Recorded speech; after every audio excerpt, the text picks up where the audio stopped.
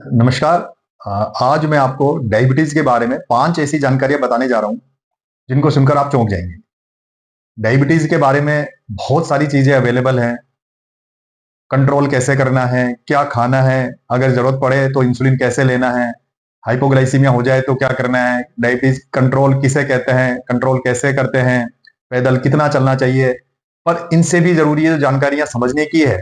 हम डायबिटीज को कंट्रोल क्यों करना चाहते हैं कि जिससे डायबिटीज के कॉम्प्लिकेशन से बच सके। तो 5 ऐसी जानकारियां जिनको सुनकर आपको लगेगा कि डायबिटीज कंट्रोल करने का हमारा एम क्या है, इनको आपको जानना बहुत जरूरी है। सबसे पहले तो हम डायबिटीज के स्टेट्स की बात करें। पहली जानकारी जिसमें डायबिटीज 50% लोग हिंदुस्तान में ऐसे हैं जिनको डायबिटीज है, लगभग लगभग 50%, पर उनको पता ही नहीं है। अब ये 50% लोग कौन है? अगर इन 50% लोगों को पता ही नहीं है डायबिटीज है, तो आगे इन सबको कॉम्प्लिकेशंस होने की संभावनाएं बहुत ज्यादा है।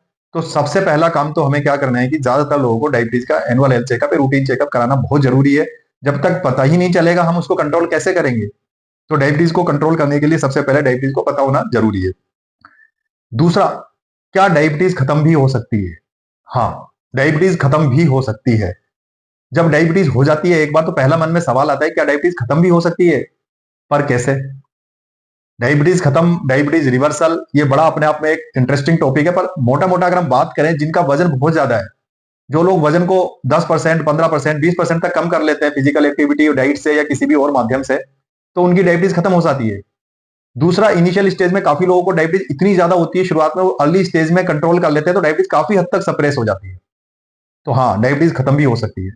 तो पहली तो हमने बताई कि डायबिटीज 50% लोग ऐसे हैं जिनको पता ही नहीं है। दूसरा, डायबिटीज खत्म भी हो सकती है। तीसरा, डायबिटीज का सबसे ज्यादा फायदा कब मिलता है कंट्रोल करने का? ये बहुत ही इंपॉर्टेंट चीज है। तीसरी चीज, ज्यादातर लोग डायबिटीज को सिर्फ नंबर्स का गेम समझते हैं। डायबिटीज को अगर हमने इनिशियली 2 साल 4 साल इनिशियल टाइम पे, बिल्कुल इनिशियल टाइम पे जितनी ज्यादा कंट्रोल की, लाइफ लॉन्ग उतना ही फायदा मिलेगा।